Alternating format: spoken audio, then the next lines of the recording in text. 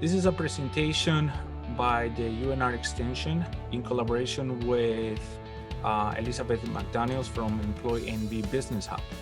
We want to thank her because of her input and all the information that she provided us.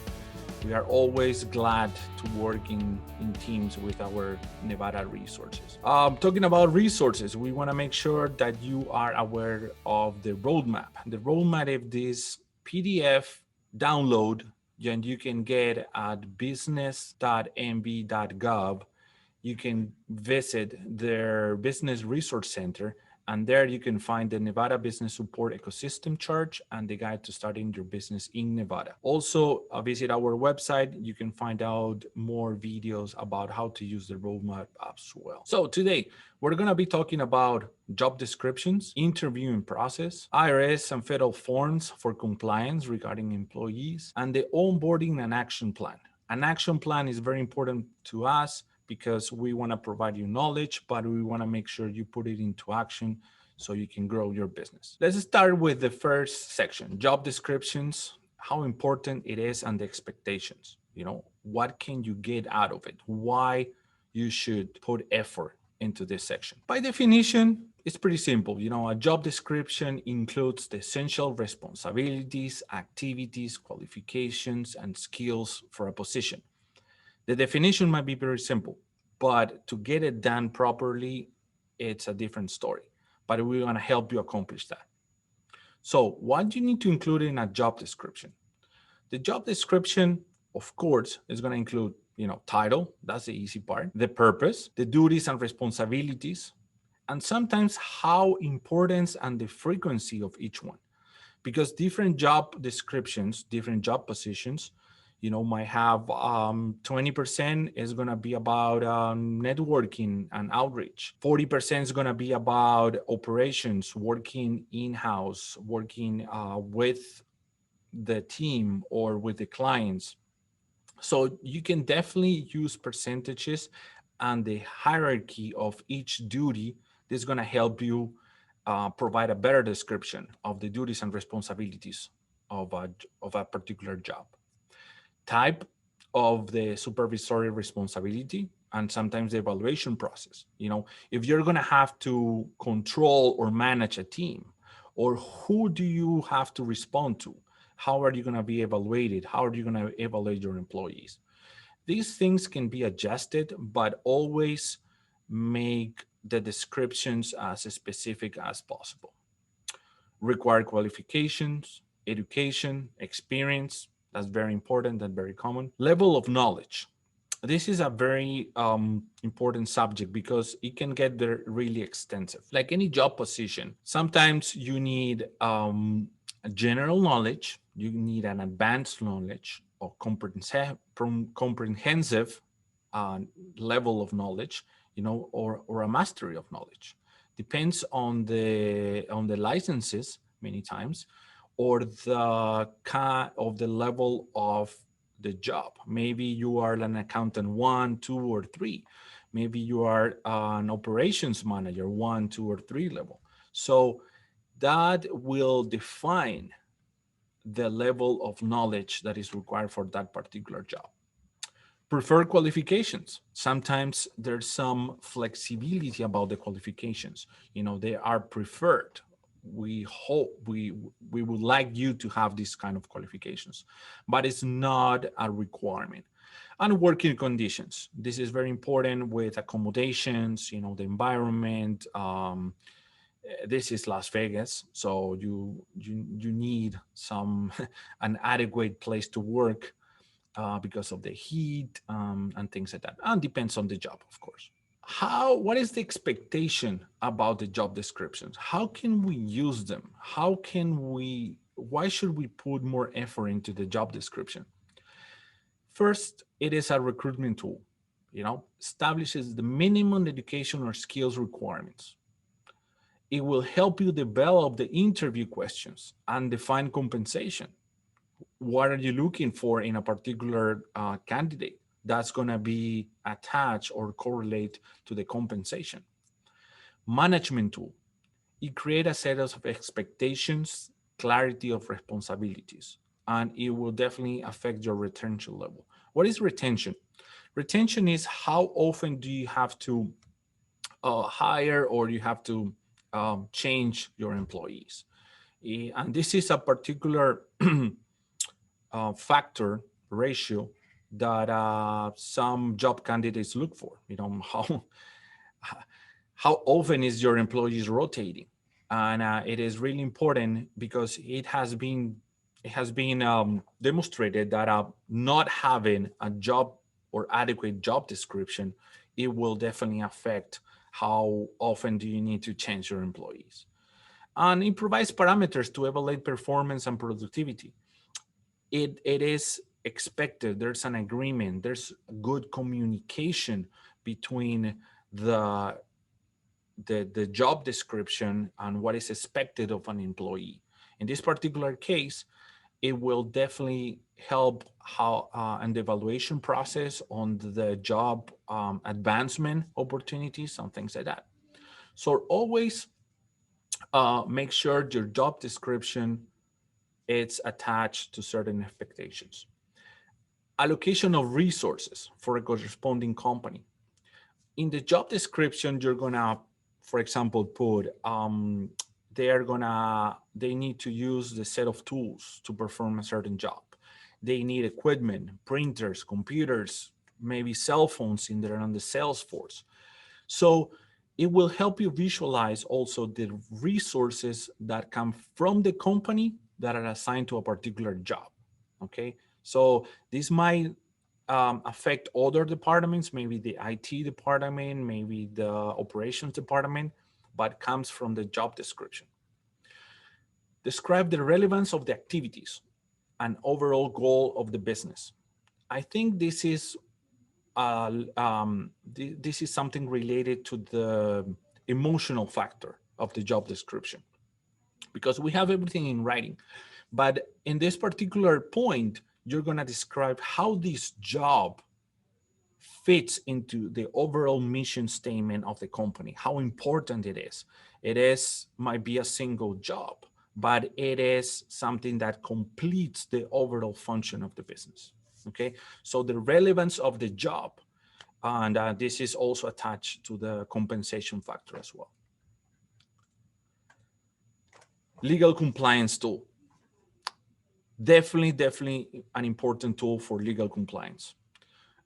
If there are any problems, you know, how do we know that the employee was told or was informed about certain procedures, certain duties, responsibilities? It is on the job description. The job description was shared with the employee, was shared with the managers, was shared with the overall company. It is part of the policies of the company. So allows definitely the company to have written communication and expectations if there are any legal issues. The employee will know what are the tasks that they need or they don't need to do. There's going to be also ADA requirements for reasonable accommodations. This is very important, and goes back to the resources point that we saw on the last slide. It will clarify the minimum qualifications for the job. Things like certifications, degrees, driver's license, for example, or advancements.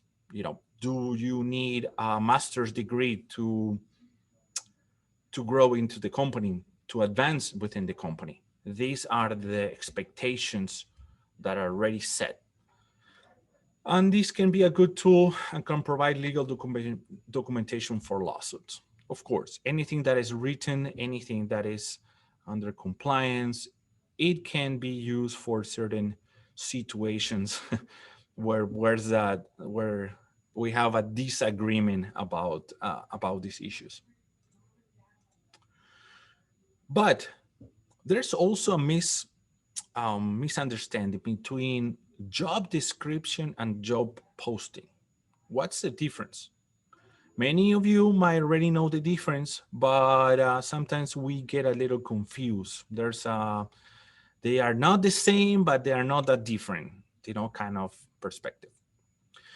A job description is the foundation to create a job posting. Think about that. So which one comes first? The job description, then the job posting. And in this chart, I'm trying to explain some of the differences. For example, the job description is going to be an internal private document for management. That's the main purpose. On the job posting, it's going to be a public advertisement to attract candidates.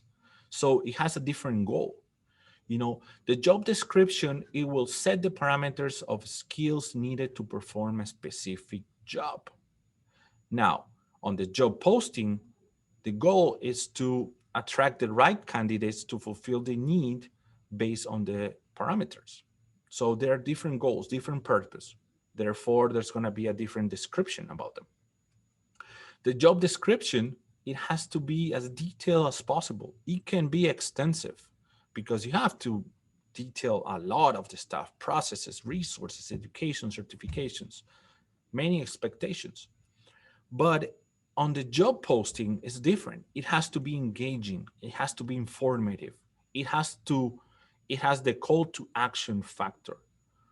What is that action that you want the candidate to take? Is to apply for the job. So there's a selling component on the on the job posting that is not present on the job description. Shared internally for evaluation and job development. Definitely, job descriptions are going to be shared up and down because of management purposes.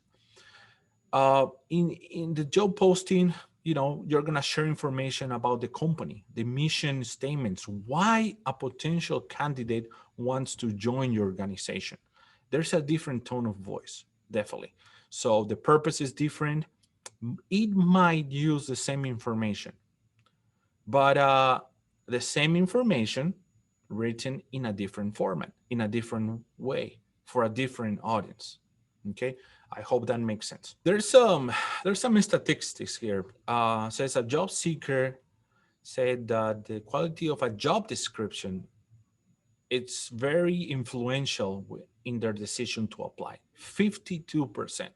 So if you don't have a job description, a well-written job description, or a well-written job posting, you're going to lose some potential good candidates. So it's very, very important. So let's talk about some tips for the job posting. We already covered the job description. Now we're talking about the job posting. Talk about the company, sell it.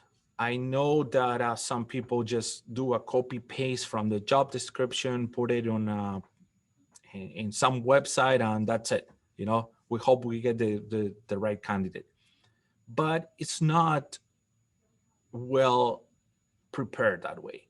So include the industry, your product, your clients, who the candidate will be dealing with.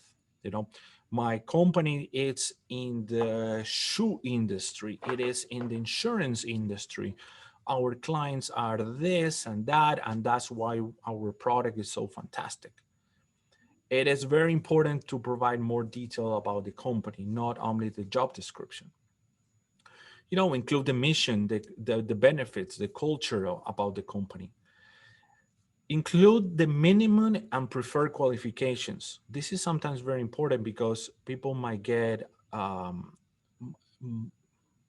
they will not get encouraged to apply, or they might to eliminate themselves sometimes. So, hey, this is the minimum requirements, or this is the preferred qualifications. It can be done and is very useful. Then later on, you can see or filter out if that's the right candidate or not. The job posting shows your effort in attracting the right candidates. So when you create a job posting, the candidates are also evaluating you, the company, the job opening. So it will definitely influence if the candidate applies or it doesn't apply, and you never know if it's going to be the right person. You cannot miss that opportunity. So the job posting shows your effort, how much time, how much how much you appreciate that candidate time to apply and be part of your team. Okay. If you have any comments, let us know on the chat, and we will continue and move along the presentation to make sure you start your weekend on time. Interviewing, resources, do's and don'ts to consider. Getting ready. Once you have your job description and your job posting, review in order to be ready for the interview, okay? Because the candidate probably has learned about the company, hopefully, and it has reviewed the job posting. That's the information they have, and they are gonna probably use it or expected to use it in the interview process. So make sure there's no disconnection between the person that is doing the interview and the job posting and the job description evaluation. Select the proper accommodations so everybody feels comfortable. We all have busy days, but we have to make sure we provide the proper accommodations. It cannot be done in the manager's desk where we have all the papers and we want to show them how we work. No, it has to be the proper accommodations where they can be a dialogue. There's no interruptions. Everybody's comfortable with, a proper chair, a proper table, and wear something that they can feel comfortable. If it's too cold, if it's too hot, sometimes, maybe some pen and paper if it's available. What is gonna be the first impression when they come into your house, into your company? Maybe make sure you don't have personal information or any risk of the candidates take something or have access to any private information within the company. Okay. Maybe you should not do it alone. Take notes, but you don't want to have that disconnection with the candidates. So maybe you should do it alone, somebody that takes notes. Design if there's going to be pre-screening and the selection process. The candidate is going to ask you, so what's the next step? What do you have a plan? How do communication is going to happen with me after our interview? And always take a thank you note. Thank you for your time. Glad to meet you. We're going to be in communication. These are the next steps. Research the job search platforms and local resources. And we're going to give you great tips about this. Everything is done online. So probably the candidates are going to find you online. And that goes back to your job posting development. Make sure you use keywords. Make sure the platform is a reliable one. If they're going to be securing your information, if there's no compromise of information that way. And practice your questions. I'm sure that the candidate probably practiced at home before coming in for the interview. So do the same. Show confidence. Show that you were well prepared for the interview and you are glad that exploring that possibility with the candidate. And it will definitely show if you are unprepared or not. And be prepared for questions. Things can go both ways here. It's an interview, it's a communication process. So be prepared for questions, about your mission statement, the company, and everything that relates to the to the job description. That's why you should be very familiar with the job description. It is the foundation, and everything is going to roll out from there, from the job description to the interview process, hiring process, and the onboarding process that we're going to talk about in a little bit. So some interviews, do's and don'ts to consider. Make the candidate comfortable. We talk about that, about the environment, and also, the questions. There's no pressure. There's not going to be a written test. Ask some questions to all candidates. I'm sorry, ask the same questions to all candidates. Have some consistency in the questions and in the interview process, because it's going to be much easier to evaluate, to rank. Definitely some points here and there, from 1 to 5. What did you think about it? Ask the questions, write down the answers. That's why you might need to have somebody beside you, because something might click your mind. You're going to be thinking about the question that the candidate asked you, and you're not going to write down all the questions, or I'm sorry, all the answers. So that might not be very fair for the candidate as well, so that you don't remember the important aspects of the interview. Okay, and can have some legal consequences as well. So make sure you do that. Remember that they are interviewing you too. They are evaluating the possibility of working for your company. So it goes both ways. And offer the opportunity to ask questions. Definitely. The job posting has the goal of bringing the candidate. Once the candidate is here, of course, they're going to have more questions about the company and the job. Again, going back to the job description. Okay, so you have to know the parameters. Some don'ts: personal questions and discriminatory questions. We are very aware of this in the business world. So just as a reminder, age, birthday place, country of origin, gender, sex, sexual orientation,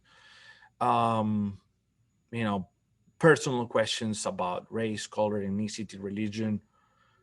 Those are don'ts, definitely don'ts. And consider this phrase, consider the intent of the question and how the information is used. This is key. Have this in mind. What is the intent of the question? What kind of information I'm going to get by asking this question, and how the information is going to be used. This is a very important phrase that's going to keep you on the safe side of the interview process. But we have great news. Always an extension. We have great news. You don't have to do it alone. Okay. We went through the job description, to the job posting, some interview tips, the process, but we have wonderful resources here, and they are called EmployNV Business Hub. Right here in Las Vegas, we have these wonderful resources. They can meet you over Zoom as well.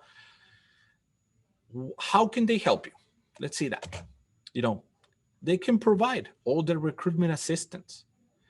They can provide you with some financial incentives. Yes, they can help you pick up some of the cost of hiring that employee, some cost of the hiring process, the training process.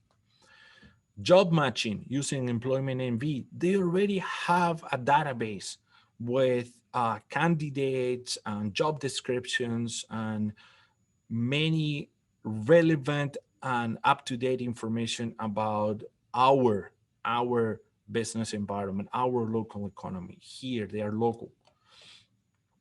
Candidate screen, pre-screen. They already have pre-screened some people, trained some people.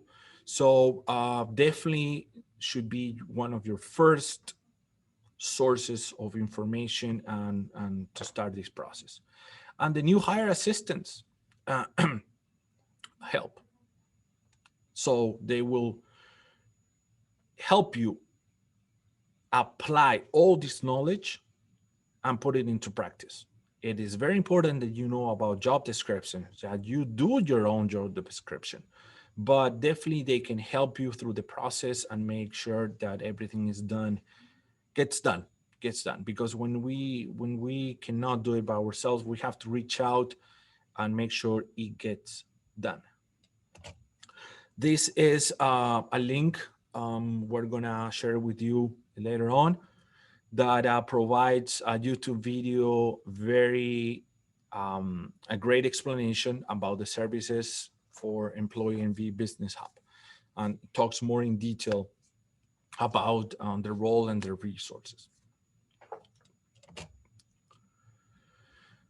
So let's continue talking about resources. And we are gonna try to do this live. So let's go.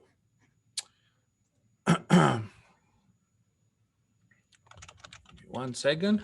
I wanna show you about this fantastic tool that is called employnv.gov.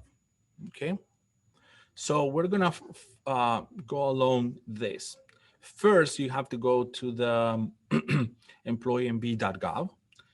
Then you should, I really encourage you to sign in as an employer, register your business, because these are wonderful resources. Or you can browse as a guest as well, but it's gonna be very, very limited, okay? So if you can tell me that you are seeing my screen right now. So we're gonna do the guest example, okay? We're gonna go to guest, access, we're gonna choose employer, because you are gonna be the employer. If you are looking for a job, it's another presentation. So over here, I'm gonna go to recruitment services. Job market trends. And I'm gonna give you an example about this, how powerful this is. Let's do that. You're looking for somebody to help you with the bookkeeper, okay? Bookkeeping.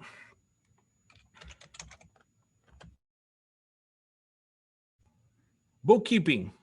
So you need to find about bookkeeping. You did a keyword search, bookkeeping. This is 100% matching. It's gonna tell you the results about the jobs available. What are the jobs available regarding that keyword search? Then we're gonna go to bookkeeping and accounting, okay? We can see right here, there are about 117 job openings. But let's explore this page a little bit, because it's full of information. So right here, you have that the typical wages for that particular profession is about 41,000. What is the demand about that position? Candidates available per job openings. And this is from their database. We have 201 candidates for 117 job openings. This is going to give you a good perspective of how hard it is or how easy it is to get somebody hired in your company. It's going to give you some parameters about wages. It's going to give you also the current job listings and the companies that are hiring. You can use definitely this information. You can go and see what are the job postings that they are using. How are they posting their job openings. We have some maps information as well, if depending on your location. It talks about also the industry. But if you want to even have more information, right here, view full report. There we go. Going. Our job market is very busy right now. So this is all the summary. So it will give you more information about the education, experience, training. Maybe you can include this on your job descriptions. All the job openings that there are. The jobs area distribution. This is getting populated with a map. but definitely it's going to give you more information about that. And if you start clicking on the job openings, and also it's going to give you more information about the job candidates. So if you sign up as an employer, full access, it's going to tell you the keywords, and you're going to have access to the resumes and the people that are already looking for that particular job position. Okay. So definitely a great starting point where you can see the two ends, what's going to be for this particular job, what are the job openings from other companies, maybe your competition, and what are the job, the candidates information about this particular job. So definitely a great, you can go through the supply and demand, skills, education, work experience. There's a lot of information that you can dig into here. So definitely something that I wanted to share with you. And this is all provided by our local resources. Okay, so this is the web address, some of the instructions to get into those reports, but definitely sign up as an employer, do the registration. If you're planning to hire an employer, you will have to eventually do it, and contact your EmployNV business hub as well. So now let's talk about another entity, IRS, the federal entity and federal forms. We have covered in other classes this material, but it's definitely a good reminder because you're gonna talk about employees only. So from the beginning, and this is should be part of your onboarding process that we're going to talk about. Ask the employees to fill out forms W4, I-9, and employer must withhold taxes. So once you have an employee, great. You got a great resource in your company. You hire the perfect candidate. Everything looks fantastic. But don't forget about your responsibilities as an employer, okay? You got to keep a copy of the social security, ID. Definitely these forms and this website is a perfect tool that you should consider if you are hiring the employees. W4s, W9s at the beginning. Make sure you go through the withholdings process and pass on the taxes to IRS every 15. Send W2s, W3s by the end of the year, as well as 940s. Okay, when I drop, I don't see the chat question anymore, but let's keep going.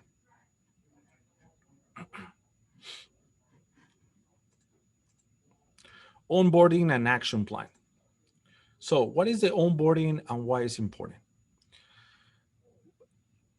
Robert and Half and Associates reported that 28% of employees quit on their first 90 days. And I think that's because of the onboarding process, the onboarding problem in this particular case.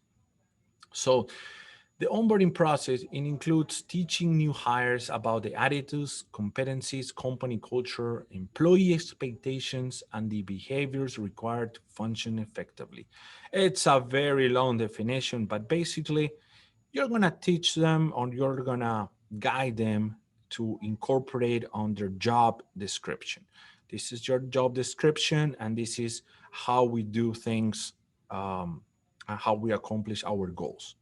Remember, the job description included an overall description, how important is that job to overall mission.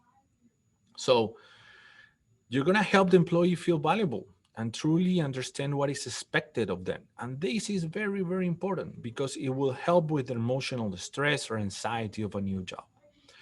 The onboarding is the best way for a new employee to be immersed into the company culture. Definitely. It will reduce the turnover, and it will build engagement. It's going to make them feel part of the company very, very fast. So try to do it as smooth as possible, having team meetings, having lunch meetings, so it can get accommodated and immersed in the company culture as well. Use this time to train the new employee in the job the way you want it. You know, we all have previous experiences from previous jobs. So it is very, very important to have or help while we transition into the new company. We might have the skills, we might have the knowledge, but definitely some details make things easier, and you will have a more productive employee faster, much, much faster. What to include in the onboarding process? Like any process, it should be in writing and ready to implement it step by step. The onboarding process, like it says, it is a process with steps. So it might include some classroom time if you want to do it, some own training, how we do things in the company. If you have an employee handbook, review the employee handbook. Not if you do, you should have an employee handbook, and that's the upcoming class.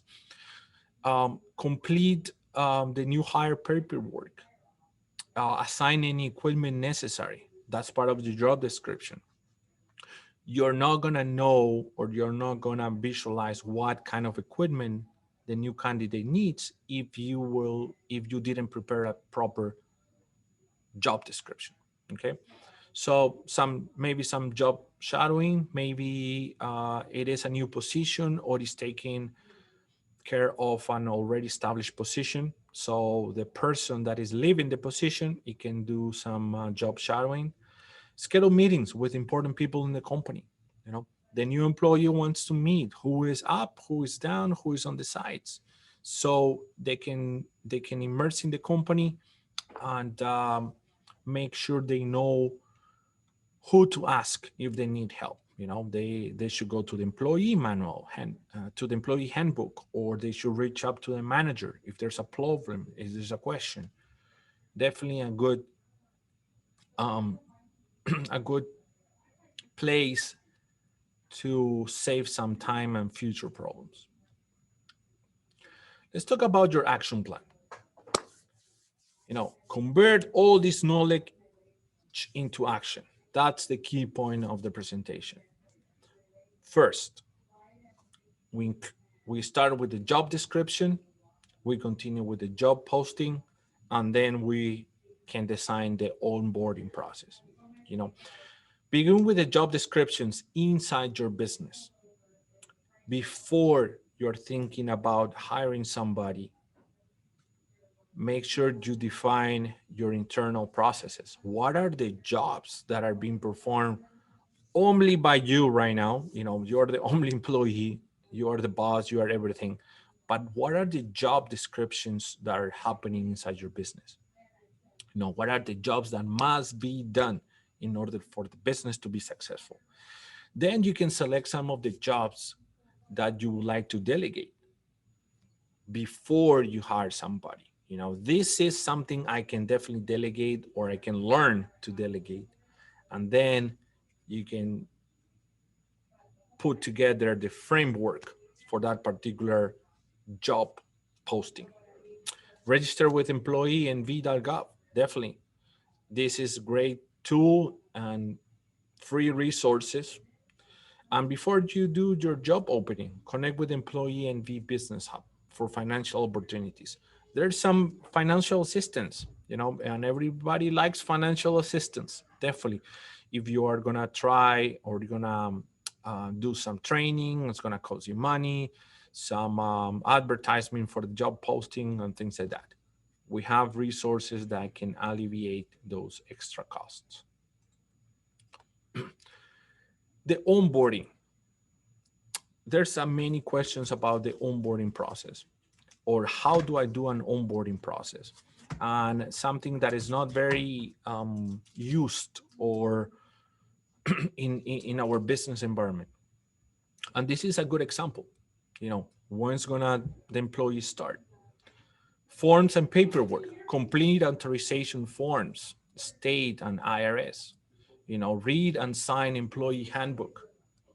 So this is gonna be something that you need to establish for the onboarding process.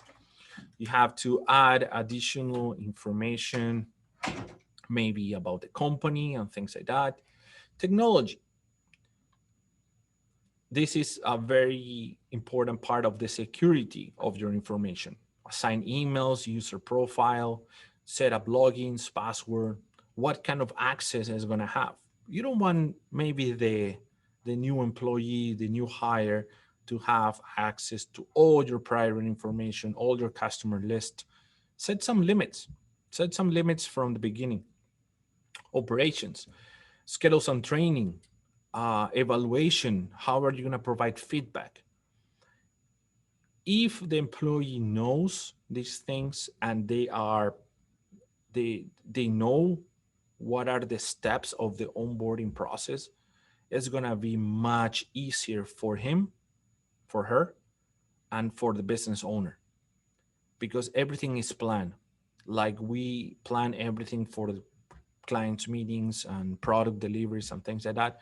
Definitely, you should plan for the onboarding process. It's going to alleviate more, it's going to free time. Everything is going to get organized like it should. This is just a simple onboarding example. Okay. So let us know if you have any questions.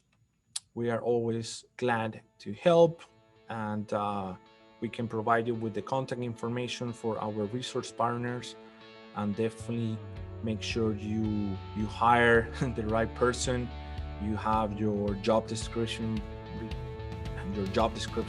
properly done, and help you grow your business.